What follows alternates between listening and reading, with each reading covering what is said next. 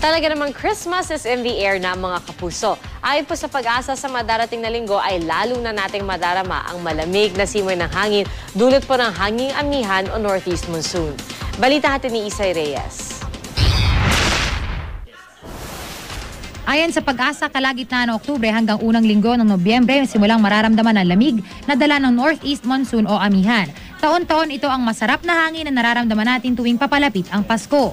Papasok na tayo dun sa transition period na usually nangyayari nga by second half ng October hanggang November. No?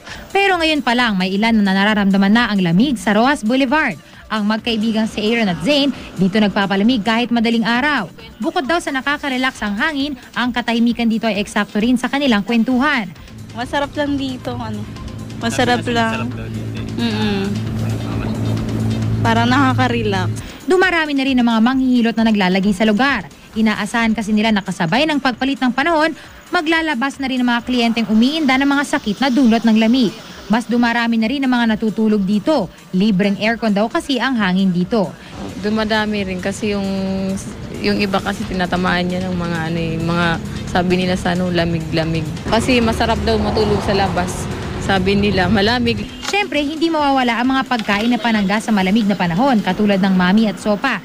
Ayon sa mga tindera nito, dumodoble raw ang kanilang benta pag nalalapit na ang Pasko. Siyempre mainit siya, di ba?